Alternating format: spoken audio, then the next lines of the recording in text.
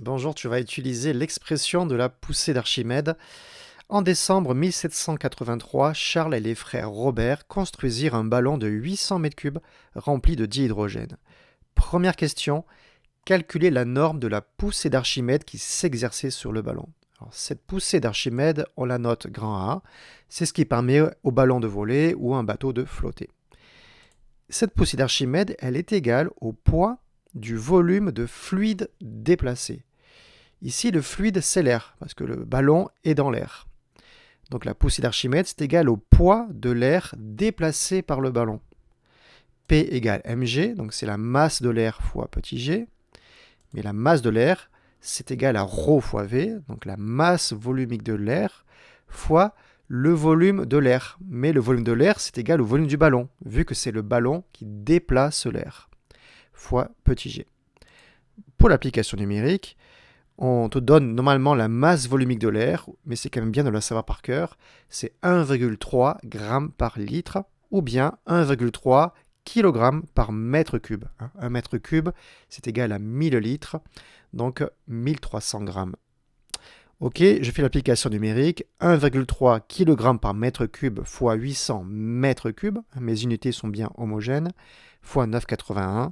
Ça me donne donc une poussée d'Archimède de 10 kN, 10 000 newtons.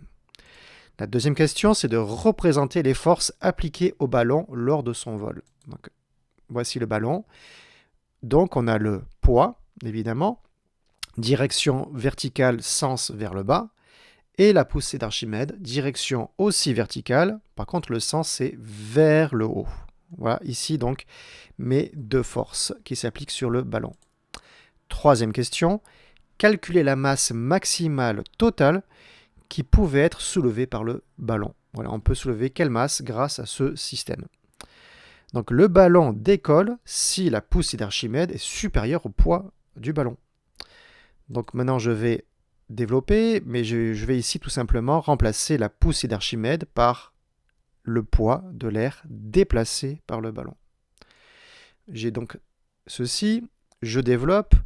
Le poids de l'air déplacé par le ballon, c'est égal à la masse de l'air fois petit g. Le poids du ballon, masse du ballon fois g. Je développe encore, m égale ρ fois v. Donc masse volumique de l'air fois le volume du ballon, car je répète, c'est le ballon qui déplace le volume d'air, plus grand que la masse du ballon fois petit g. Alors ce que je cherche, c'est la masse du ballon. C'est-à-dire l'enveloppe, la nacelle et les gens qui peuvent être à l'intérieur. C'est tout ça la masse du ballon. C'est ce qu'on cherche. Vous voyez ici, dans les deux termes, j'ai petit g, donc je vais simplifier. Rho de l'air fois V du ballon, plus grand que masse du ballon. Hop, je vais juste changer le sens. Il faut que la masse du ballon soit plus petite que la masse volumique de l'air fois le volume du ballon.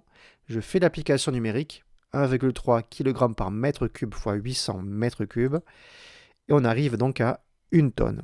Donc il faut au maximum, ce ballon peut soulever 1 tonne. Il faut être un petit peu inférieur même à 1 tonne pour que ça puisse décoller. C'est-à-dire que pour que le vecteur de la poussée d'Archimède, cette force, soit supérieur au poids, qui est aussi une force.